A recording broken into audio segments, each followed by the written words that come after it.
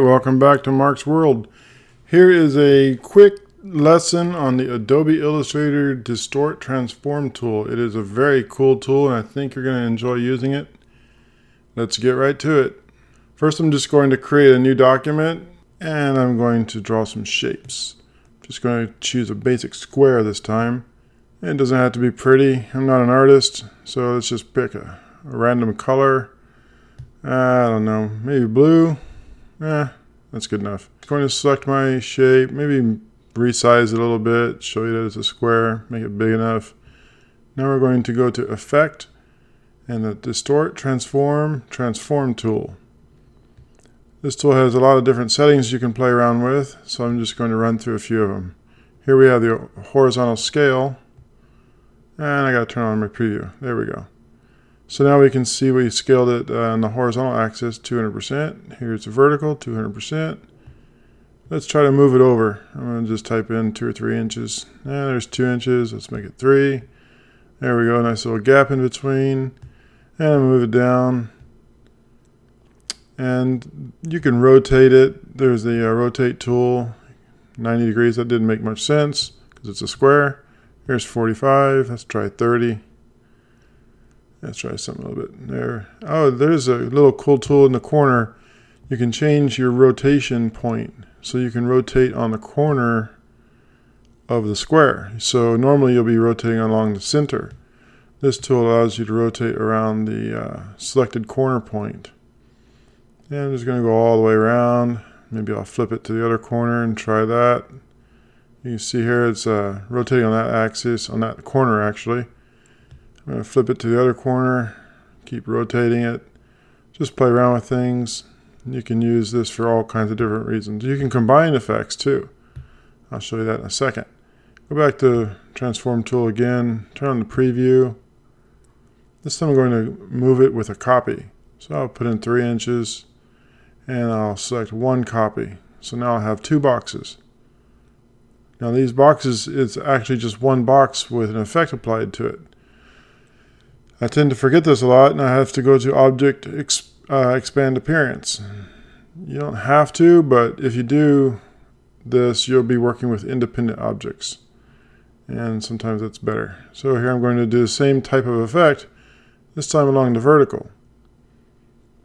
And I'm going to expand my appearance again. Now I have 6 objects. I'm going to apply another transform. This is where it gets kind of goofy. I want to rotate these boxes, but not like this. I want to rotate each individual box. So I need to ungroup them. But the funny thing is I have 3 groups of 2 each. So I have to ungroup each pair. And it's a little bit of a headache, but just if things aren't acting right, then you should check your groups. I'm just checking, make sure I have 6 independent objects. I'll select all 6 of them and go back to Distort Transform Tool. See, I can never remember where this thing is at. Alright, turn on the preview and let's play around with the rotation. See, now I can rotate all 6 of the boxes. And 20 degrees, 10 degrees, either way, we're just playing here. So now I'm going to select the boxes. And I need to remember to go to the what's that, Object Expand Appearance, and I'm going to copy these objects and duplicate them. And I'm going to change the color. Maybe I'll move it over or try to rotate it again. See, this is where I forgot to expand appearance. Here we go, expand appearance. Excuse me. And I rotated just the top layer 10 degrees. You can expand appearance again here. And then we're going to play around with the colors. You can do this for all kinds of little reasons. You can copy and paste these again. And just play around with the colors. Pink and purple. So I rotate it again another 10 degrees. Every time you hit the effect Apply Transform, it repeats your transformation. So now I'm going to select all these boxes, the pink ones, just to show you that they're independent boxes. and just move them out. Select the blue ones. I'm just demonstrating that these are all independent objects. Alright, so let's copy all these and create duplicates. So we'll go to Edit, Copy, Paste in Place, and let's just try the Transform tool again. Apply Transform, it'll rotate all of the objects again. Apply. What it's doing is it's stacking these transformations. They're actually still, every time you apply a transformation, you're just applying it to one object. In this case, we had 6 copies. So sometimes you have to remember to expand appearance if you want individual objects. So now I'm going to go back to the Transform tool. I'm going to play with this one pink square. Let's see what else we can do here. I'm going to select this corner pivot point. Just show you the reflect. Reflect just flips it on its horizontal and vertical axis. I'm not really sure what that random does. I'll have to figure that out someday.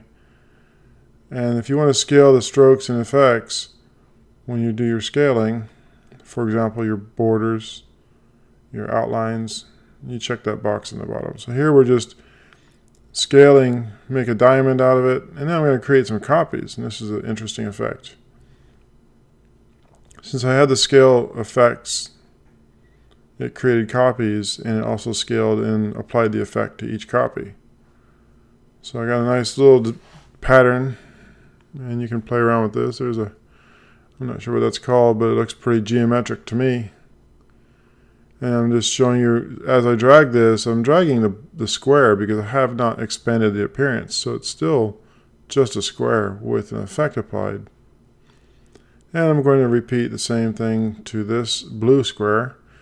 The interesting thing is, because it was rotated differently, it's not exactly the same effect. The effect I'm trying to get accomplished right now is a shadow. Since it's not the same rotation, it's not working. So I'll just back out. I'll probably just delete this shape and copy this pink one and paste it in place, and I can move it around. Just trying to get a shadow effect. Play around with the colors. See, I'm going to offset this a bit, and then I'll change the color of the background object to black. This is where it gets tricky. It's hard to select the object in back, so you gotta like play around with it. Change it to black. Oh, I missed. Let's try the other one. And see if we got it. Yep. Click. There we go. So now we have a nice little shadow. Play with some more effects. I'm going to pick the other pink square this time. This time I want to try to create a sky of these squares. So give you a feeling that they're on top of you. So I'm going to play around with the scale again. Preview. Here we go. See the scale. I'm going to spread them out. That's pretty cool. I could think of all kinds of uses for like a perspective type of image for that. It gives you good perspective. You could use that like on a wall or something. That would be very interesting. And just pick a rotation angle here. There we go. And we can rotate it again. What I'm not really liking that top square, so I'll probably delete it. But right now we can rotate this square, but it doesn't quite give you the effect that you're trying to accomplish. So I need to expand appearance. Now all these shapes are grouped together. I can rotate the whole group. There we go. That's what I was looking for.